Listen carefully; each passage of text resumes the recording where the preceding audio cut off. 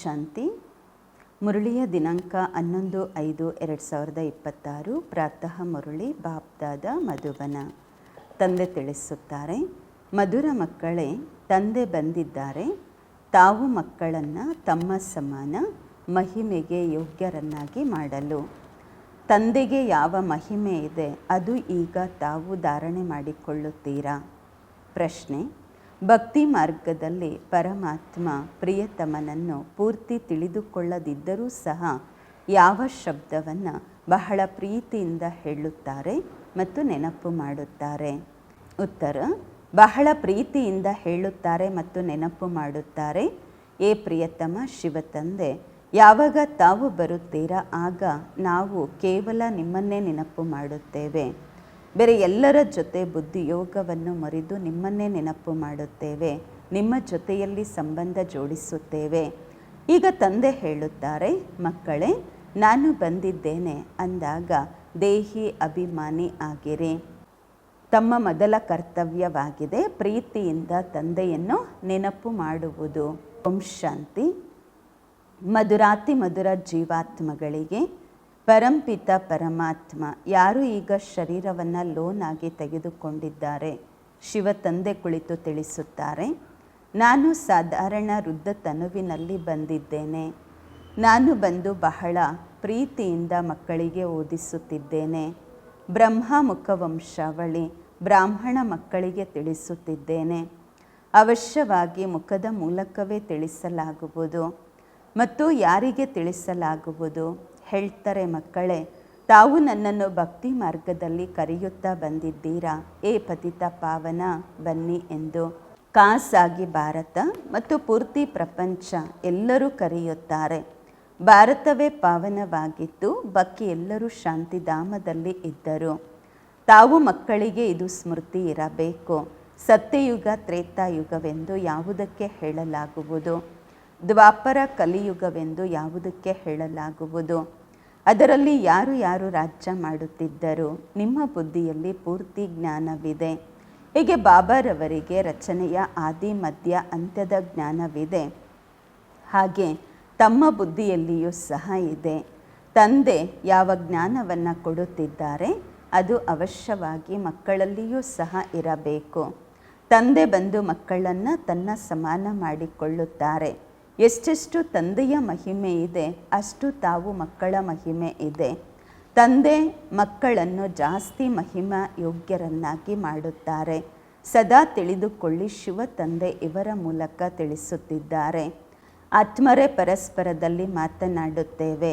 ಆದರೆ ಮನುಷ್ಯರು ದೇಹ ಅಭಿಮಾನಿ ಆಗಿರುವ ಕಾರಣ ತಿಳಿದುಕೊಳ್ಳುತ್ತಾರೆ ಇಂತಹವರು ಓದಿಸುತ್ತಿದ್ದಾರೆಂದು. ವಾಸ್ತವದಲ್ಲಿ ಎಲ್ಲ ಮಾಡುವಂತಹದ್ದು ಆತ್ಮ. ಆತ್ಮವೇ ಪಾತ್ರವನ್ನು ಅಭಿನಯಿಸುತ್ತದೆ. ದೇಹಿ ಅಭಿಮಾನಿ ಆಗಬೇಕು. ಗಳಿಗೆ ಗಳಿಗೆಗೂ ತಮ್ಮನ್ನು ತಾವು ಆತ್ಮ ಎಂದು ತಿಳಿದುಕೊಳ್ಳಬೇಕು. ಎಲ್ಲಿಯವರೆಗೆ ತಮ್ಮನ್ನು ತಾವು ಆತ್ಮ ಎಂದು ತಿಳಿದುಕೊಳ್ಳುವುದಿಲ್ಲ ಅಲ್ಲಿಯವರೆಗೂ ತಂದೆಯನ್ನು ನೆನಪು ಮಾಡಲಾಗುವುದಿಲ್ಲ. ಮರೆತು ಹೋಗುತ್ತೀರಾ. ತಮ್ಮನ್ನು ಯಾರಾದರೂ ಕೇಳ್ತಾರೆ ತಾವು ಯಾರ ಮಕ್ಕಳೆಂದು, ಆಗ ತಾವು ಹೇಳುತ್ತೀರಾ ನಾವು ಶಿವ ತಂದೆಯ ಮಕ್ಕಳೆಂದು. ವಿಸಿಟರ್ ಬುಕ್ಕಲ್ಲಿಯೂ ಕೂಡ ಬರೆಯಲಾಗಿದೆ ನಿಮ್ಮ ತಂದೆ ಯಾರು ಎಂದು. ಅಂದರೆ ಯಾರೇ ಕೋರ್ಸ್ಗೆ ಬರ್ತಾರೆ ಅವ್ರಿಗೆ ಕೇಳಬೇಕು, ಯಾರ ಮಕ್ಕಳು ಅಂದರೆ ಭಗವಂತನ ಬಗ್ಗೆ ತಿಳಿದುಕೊಂಡಿದ್ದಾರಾ ಇಲ್ವಾ ಅಂತ ಕೇಳಬೇಕು. ತಕ್ಷಣ ದೇಹದ ತಂದೆಯ ಹೆಸರನ್ನು ಹೇಳುತ್ತಾರೆ. ಸರಿ, ಈಗ ದೇಹಿ ತಂದೆಯ ಹೆಸರನ್ನು ಹೇಳಿ ಅಂದಾಗ ಕೆಲವರು ಶ್ರೀಕೃಷ್ಣನ ಹೆಸರನ್ನು ಹೇಳುತ್ತಾರೆ, ಕೆಲವರು ಹನುಮಂತನ ಹೆಸರನ್ನು ಬರೆಯುತ್ತಾರೆ. ಅಂದಾಗ ಇನ್ನು ಕೆಲವರು ಬರೀತಾರೆ ನಮಗೆ ಗೊತ್ತಿಲ್ಲ ಎಂದು. ಅರೆ, ತಾವು ಪಾರಲೌಕಿಕ ತಂದೆಯನ್ನು ತಿಳಿದುಕೊಂಡಿಲ್ಲವಾ? ಅವರು ಸದಾ ನಿಮ್ಮನ್ನು ದುಃಖದಲ್ಲಿ ರಕ್ಷಿಸುತ್ತಾರೆ. ದುಃಖದಲ್ಲಿ ತಾವು ಅವರನ್ನು ನೆನಪು ಮಾಡುತ್ತೀರಾ? ಅವರನ್ನು ತಿಳಿದುಕೊಂಡಿಲ್ಲ. ಲೌಕಿಕ ತಂದೆಯನ್ನು ತಿಳಿದುಕೊಂಡಿದ್ದೀರಾ? ಏ ಭಗವಂತ ದಯೆ ತೋರಿಸಿ ಎಂದು ಭಗವಂತನಿಗೆ ಕರೆಯುತ್ತೀರಾ? ಆ ಭಗವಂತನನ್ನೇ ತಿಳಿದುಕೊಂಡಿಲ್ಲ. ಏ ಭಗವಂತ ಮಗು ಕೊಡಿ ಅಂತ ಬೇಡುತ್ತಾರೆ ಅಲ್ವಾ? ಈಗ ತಂದೆ ಬಿಲ್ಕುಲ್ ಸಹಜ ಮಾತನ್ನು ತಿಳಿಸುತ್ತಾರೆ. ತಾವು ದೇಹಾಭಿಮಾನದಲ್ಲಿ ತುಂಬ ಇರುತ್ತೀರಾ. ಆದ್ದರಿಂದ ತಂದೆಯ ಆಸ್ತಿಯ ನಶೆ ಏರುವುದಿಲ್ಲ. ತಮಗೆ ಬಹಳ ನಶೆ ಇರಬೇಕು. ಭಕ್ತಿ ಮಾಡುತ್ತಾರೆ ಭಗವಂತನ ಜೊತೆ ಮಿಲನ ಮಾಡಲು. ಯಜ್ಞ, ತಪ, ದಾನ, ಪುಣ್ಯ ಎಲ್ಲವನ್ನೂ ಮಾಡುತ್ತಾರೆ. ಅದೆಲ್ಲ ಭಕ್ತಿಯಾಗಿದೆ. ಎಲ್ಲರೂ ಒಬ್ಬ ಭಗವಂತನನ್ನು ನೆನಪು ಮಾಡುತ್ತಾರೆ. ತಂದೆ ಹೇಳುತ್ತಾರೆ, ನಾನು ನಿಮಗೆ ತಂದೆಯಾಗಿದ್ದೇನೆ.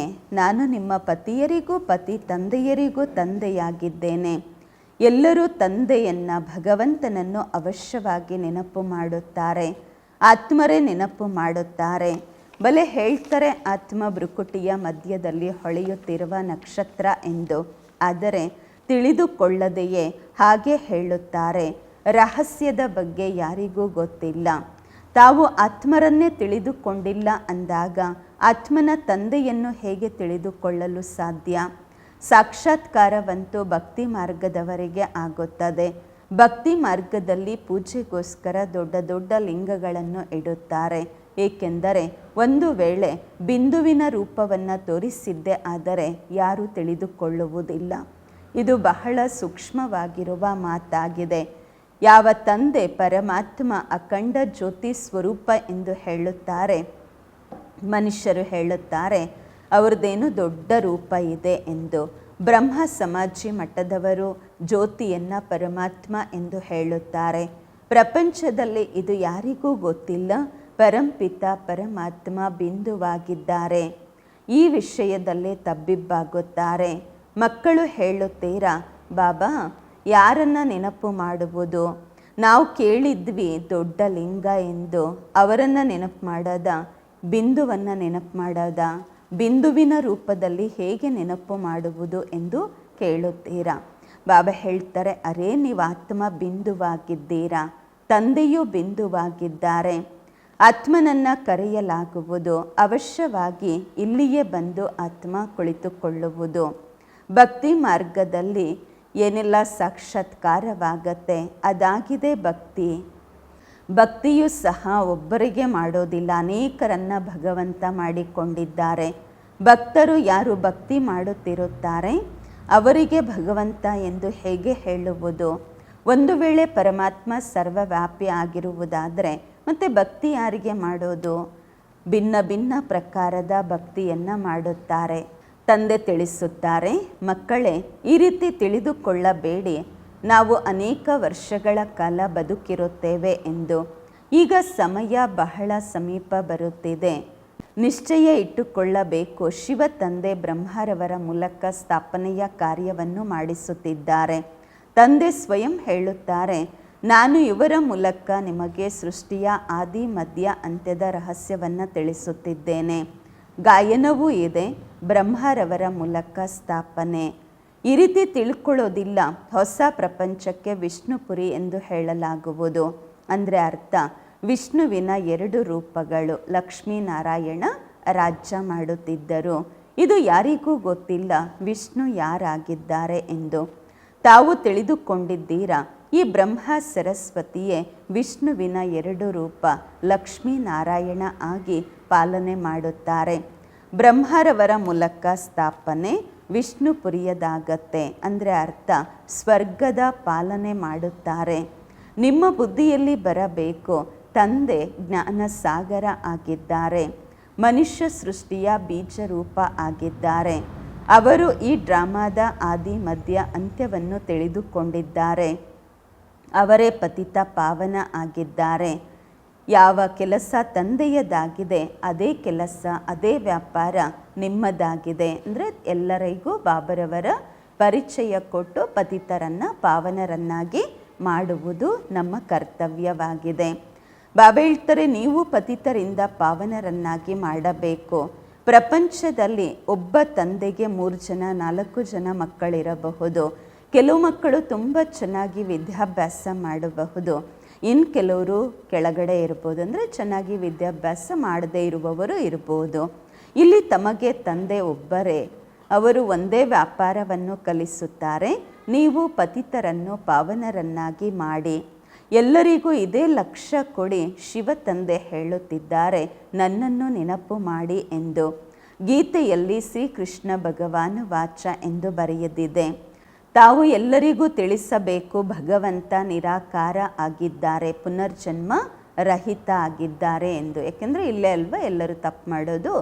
ಭಗವಂತ ಜನನ ಮರಣದ ಚಕ್ರದಲ್ಲಿ ಅಂದರೆ ನಮ್ಮಲ್ಲಿ ನಿಮ್ಮಲ್ಲಿ ಎಲ್ಲರಲ್ಲೂ ಇದ್ದಾರೆ, ಸರ್ವವ್ಯಾಪಿ ಏನೆಲ್ಲ ಹೇಳಿದ್ದಾರೆ.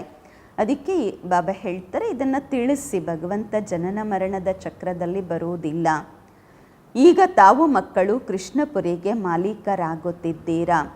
ಕೆಲವರು ರಾಜಧಾನಿಯಲ್ಲಿ ಬರುತ್ತಾರೆ, ಇನ್ನು ಕೆಲವರು ಪ್ರಜೆಗಳಲ್ಲಿ ಬರುತ್ತಾರೆ. ಶ್ರೀ ಕೃಷ್ಣಪುರಿಗೆ ಹೇಳಲಾಗುವುದು ಕೃಷ್ಣಪುರಿ ಎಂದು. ಏಕೆಂದರೆ ಶ್ರೀಕೃಷ್ಣ ಎಲ್ಲರಿಗೂ ಬಹಳ ಪ್ರಿಯ. ಮಕ್ಕಳು ತುಂಬ ಪ್ರಿಯ ಆಗ್ತಾರಲ್ವ, ಮತ್ತು ಮಕ್ಕಳಿಗೆ ತಂದೆ ತಾಯಿಯ ಜೊತೆಯೂ ಪ್ರೀತಿ ಆಗತ್ತೆ, ಆಮೇಲೆ ಎಲ್ಲ ಹರಡಿ ಹೋಗುತ್ತೆ. ತಂದೆ ತಿಳಿಸುತ್ತಾರೆ, ಈಗ ತಮ್ಮನ್ನು ತಾವು ಶರೀರವೆಂದು ತಿಳಿದುಕೊಳ್ಳಬೇಡಿ. ಗಳಿಗೆ ಗಳಿಗೆಗೂ ತಮ್ಮನ್ನು ತಾವು ಆತ್ಮ ಎಂದು ನಿಶ್ಚಯ ಮಾಡಿಕೊಳ್ಳಿ. ಆತ್ಮ ಅಭಿಮಾನಿ ಆಗಿರಿ. ತಂದೆಯು ನಿರಾಕಾರ ಆಗಿದ್ದಾರೆ. ಇಲ್ಲಿಯೇ ಶರೀರವನ್ನು ಲೋನ್ ತೆಗೆದುಕೊಳ್ತಾರೆ ಬಾಬಾ ತಿಳಿಸಲು. ಶರೀರವಿಲ್ಲದೆ ತಿಳಿಸಲಾಗುವುದಿಲ್ಲ. ತಮಗೆ ಈಗ ತಮ್ಮ ಶರೀರವಿದೆ. ಬಾಬಾರವರಂತೂ ಲೋನ್ ತೆಗೆದುಕೊಳ್ಳುತ್ತಾರೆ.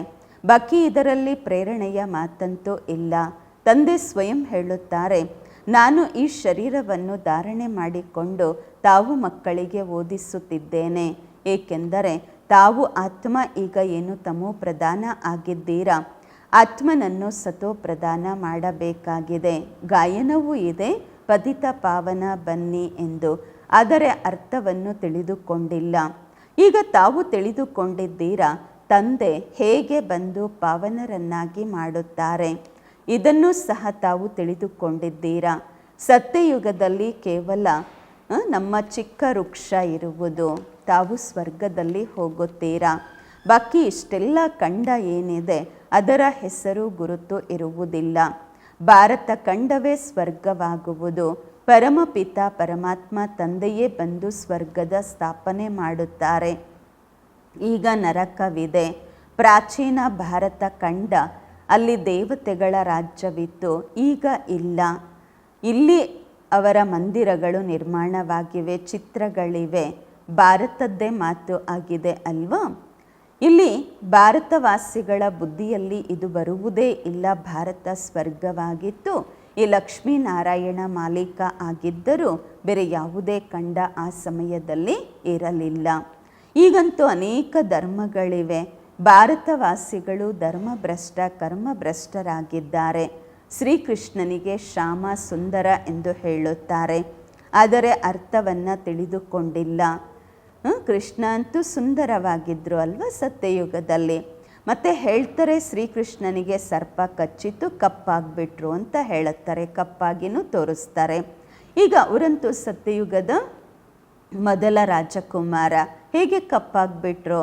ಈಗ ತಾವು ಈ ಮಾತುಗಳನ್ನು ತಿಳಿದುಕೊಂಡಿದ್ದೀರಾ. ಶ್ರೀಕೃಷ್ಣನ ತಂದೆ ತಾಯಿಯೂ ಈಗ ಓದುತ್ತಿದ್ದಾರೆ. ತಂದೆ ತಾಯಿಗಿಂತಲೂ ಉತ್ತಮರೆಂದು ಶ್ರೀಕೃಷ್ಣನ ಗಾಯನ ಮಾಡಲಾಗಿದೆ. ತಂದೆ ತಾಯಿಯ ಹೆಸರು ಅಷ್ಟು ಪ್ರಸಿದ್ಧ ಇಲ್ಲ. ಇಲ್ಲಾಂದರೆ ಯಾವ ತಂದೆ ತಾಯಿಯಿಂದ ಅಂತಹ ಮಗು ಜನ್ಮ ಪಡ್ಕೊಳ್ಳುತ್ತೆ, ಆ ತಂದೆ ತಾಯಿಯೂ ಸಹ ಪವಿತ್ರರಾಗಿ ಇರಬೇಕು. ಆದರೆ ಇಲ್ಲ, ಮಹಿಮೆ ಪೂರ್ತಿ ರಾಧಾಕೃಷ್ಣರಿಗೆ ಇದೆ, ತಂದೆ ತಾಯಿಗೆ ಅಷ್ಟು ಮಹಿಮೆ ಇಲ್ಲ. ನಿಮ್ಮ ಬುದ್ಧಿಯಲ್ಲಿ ಜ್ಞಾನವಿದೆ. ಜ್ಞಾನವಾಗಿದೆ ದಿನ, ಭಕ್ತಿಯಾಗಿದೆ ರಾತ್ರಿ. ಅಂಧಕಾರದ ರಾತ್ರಿಯಲ್ಲಿ ಮನುಷ್ಯರು ಪೆಟ್ಟು ತಿನ್ನುತ್ತಾ ಇರುತ್ತಾರೆ. ಈಗ ತಾವು ಮಕ್ಕಳಿಗೆ ತಿಳಿಸಲಾಗುವುದು, ಬಲೆ ಮನೆಯಲ್ಲೇ ಇರಿ, ಈ ಸರ್ವಿಸ್ ಮಾಡುತ್ತಾ ಇರಿ. ಯಾರಿಗಾದರೂ ತಿಳಿಸಿರಿ, ತಾವು ಅರ್ಧ ಕಲ್ಪದ ಪ್ರಿಯತಮೆಯರಾಗಿದ್ದೀರಾ ಒಬ್ಬ ಪ್ರಿಯತಮನಿಗೆ. ಭಕ್ತಿ ಮಾರ್ಗದಲ್ಲಿ ಎಲ್ಲರೂ ಅವರನ್ನು ನೆನಪು ಮಾಡುತ್ತಾರೆ ಅಂದಾಗ ಪ್ರಿಯತಮೆಯರಾದರು ಅಲ್ವಾ. ಆದರೆ ಪ್ರಿಯತಮ ಶಿವ ತಂದೆಯನ್ನು ಪೂರ್ಣವಾಗಿ ತಿಳಿದುಕೊಂಡಿಲ್ಲ. ಬಹಳ ಪ್ರೀತಿಯಿಂದ ನೆನಪು ಮಾಡುತ್ತಾರೆ, ಏ ಪ್ರಿಯತಮ, ಯಾವಾಗ ತಾವು ಬರುತ್ತೀರಾ ಆಗ ನಾವು ಕೇವಲ ನಿಮ್ಮನ್ನೇ ನೆನಪು ಮಾಡುತ್ತೇವೆ. ಬೇರೆ ಎಲ್ಲರ ಜೊತೆ ಬುದ್ಧಿಯೋಗವನ್ನು ಮುರಿದು ನಿಮ್ಮ ಜೊತೆ ಜೋಡಿಸುತ್ತೇವೆ. ಈ ರೀತಿ ಗಾಯನ ಮಾಡ್ತಾರೆ ಅಲ್ವಾ. ಆದರೆ ತಂದೆಯಿಂದ ನಮಗೆ ಯಾವ ಆಸ್ತಿ ಸಿಗುವುದು ಇದು ಯಾರಿಗೂ ಗೊತ್ತಿಲ್ಲ. ಈಗ ತಂದೆ ತಿಳಿಸುತ್ತಾರೆ, ನೀವು ದೇಹಿ ಅಭಿಮಾನಿ ಆಗಿರಿ.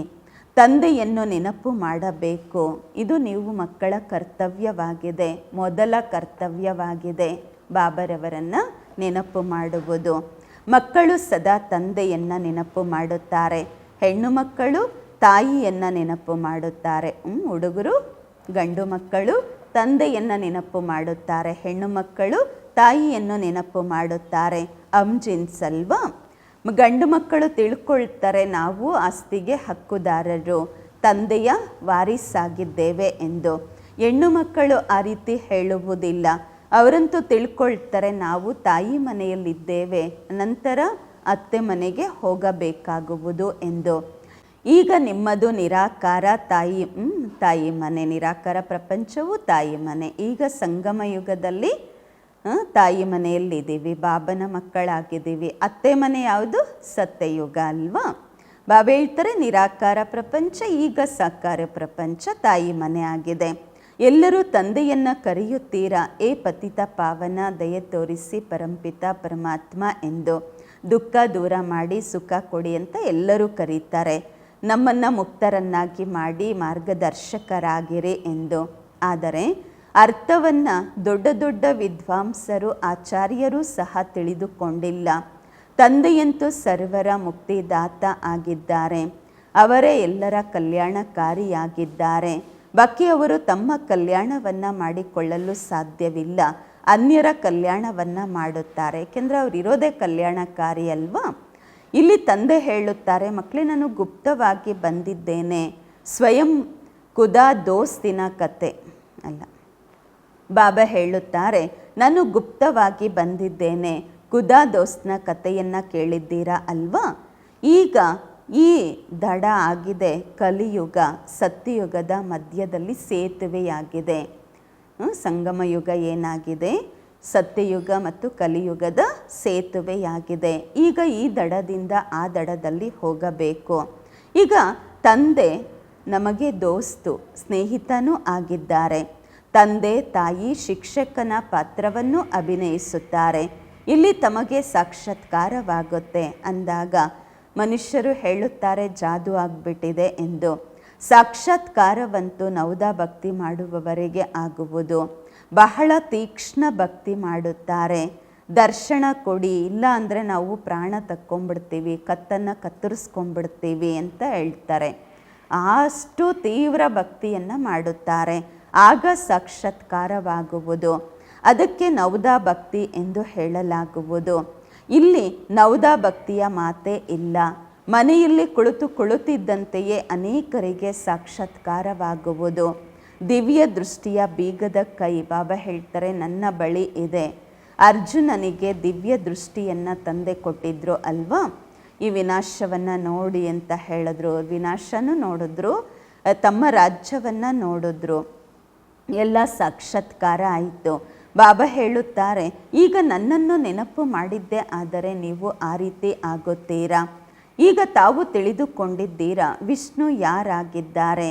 ಮಂದಿರ ತಯಾರು ಮಾಡುವವರು ಸ್ವಯಂ ತಿಳಿದುಕೊಂಡಿಲ್ಲ. ವಿಷ್ಣುವಿನ ಮೂಲಕ ಪಾಲನೆ.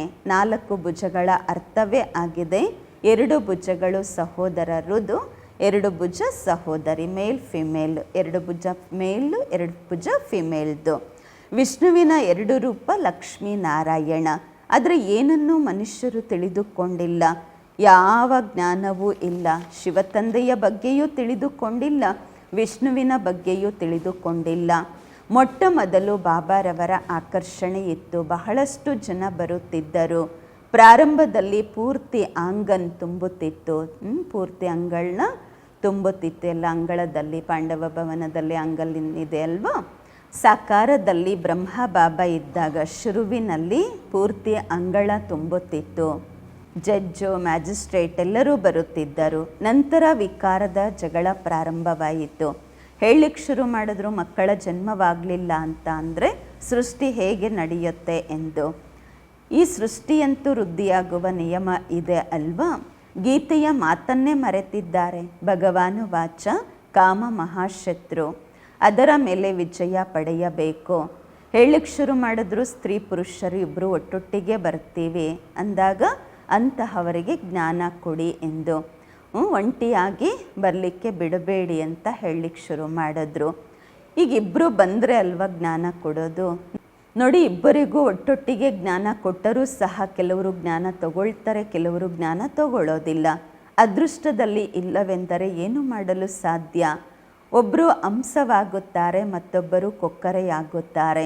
ಇಲ್ಲಿ ತಾವು ಬ್ರಾಹ್ಮಣರು ದೇವತೆಗಳಿಗಿಂತಲೂ ಉತ್ತಮರಾಗಿದ್ದೀರಾ. ತಾವು ತಿಳಿದುಕೊಂಡಿದ್ದೀರಾ, ನಾವು ಈಶ್ವರಿಯ ಸಂತಾನರಾಗಿದ್ದೇವೆ, ಶಿವ ತಂದೆಗೆ ಮಕ್ಕಳಾಗಿದ್ದೇವೆ. ಇಲ್ಲಿ ಸ್ವರ್ಗದಲ್ಲಿ ತಮಗೆ ಈ ಜ್ಞಾನ ಇರುವುದಿಲ್ಲ, ಅಂದರೆ ಸತ್ಯಯುಗದಲ್ಲಿ ಈ ಜ್ಞಾನ ಇರುವುದಿಲ್ಲ. ಯಾವಾಗ ನಿರಾಕಾರಿ ಪ್ರಪಂಚ ಮುಕ್ತಿಧಾಮದಲ್ಲಿ ಇರುತ್ತೀರಾ, ಆಗಲೂ ಈ ಜ್ಞಾನ ಇರುವುದಿಲ್ಲ. ಈ ಜ್ಞಾನ ಶರೀರದ ಜೊತೆಯಲ್ಲಿಯೇ ಸಮಾಪ್ತಿಯಾಗುವುದು. ಈಗ ತಮಗೆ ಜ್ಞಾನ ಇದೆ, ಒಬ್ಬ ತಂದೆ ಓದಿಸುತ್ತಿದ್ದಾರೆ.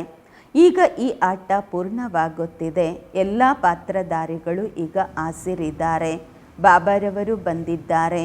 ಪರಮಧಾಮದಲ್ಲಿರುವಂತಹ ಎಲ್ಲ ಆತ್ಮರು ಬರುತ್ತಿರುತ್ತಾರೆ.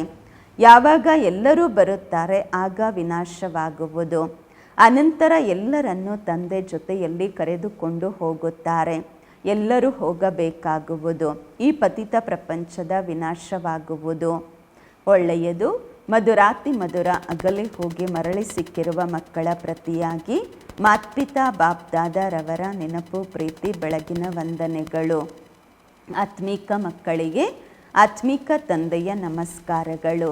ನಾವು ಆತ್ಮೀಕ ಮಕ್ಕಳಿಂದ ಆತ್ಮೀಕ ಮಾತ್ಪಿತಾ ಬಾಪ್ದಾದರವರಿಗೆ ನೆನಪು, ಪ್ರೀತಿ, ಬೆಳಗಿನ ವಂದನೆಗಳು ಹಾಗೂ ನಮಸ್ಕಾರಗಳು. ಧಾರಣೆಗಾಗಿ ಮುಖ್ಯ ಸಾರ. ಫಸ್ಟ್ ಪಾಯಿಂಟು, ಪತಿತರಿಂದ ಪಾವನರನ್ನಾಗಿ ಮಾಡುವ ವ್ಯಾಪಾರ ಏನು ತಂದೆಯದಾಗಿದೆ, ಅದೇ ವ್ಯಾಪಾರ ಮಾಡಬೇಕು. ಎಲ್ಲರಿಗೂ ಗುರಿ ಕೊಡಬೇಕು, ತಂದೆಯನ್ನು ನೆನಪು ಮಾಡಿ ಮತ್ತು ಪಾವನರನ್ನಾಗಿ ಮಾಡಿ ಎಂದು.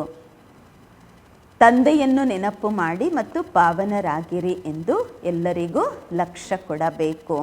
ಎರಡನೇ ಪಾಯಿಂಟು, ಈ ಬ್ರಾಹ್ಮಣ ಜೀವನ ದೇವತೆಗಳಿಗಿಂತಲೂ ಉತ್ತಮ ಜೀವನವಾಗಿದೆ. ಈ ನಶೆಯಲ್ಲಿ ಇರಬೇಕು. ಬುದ್ಧಿಯ ಯೋಗವನ್ನು ಬೇರೆ ಎಲ್ಲರ ಜೊತೆಯಿಂದ ಮುರಿದು ಒಬ್ಬ ಪ್ರಿಯತಮ ಶಿವ ತಂದೆಯನ್ನು ನೆನಪು ಮಾಡಬೇಕು. ವರದಾನ: ತ್ಯಾಗ ಮತ್ತು ಸ್ನೇಹದ ಶಕ್ತಿಯ ಮೂಲಕ ಸೇವೆಯಲ್ಲಿ ಸಫಲತೆ ಪ್ರಾಪ್ತಿ ಮಾಡಿಕೊಳ್ಳುವಂತಹ ಸ್ನೇಹಿ ಸಹಯೋಗಿ ಆತ್ಮರಾಗಿರಿ.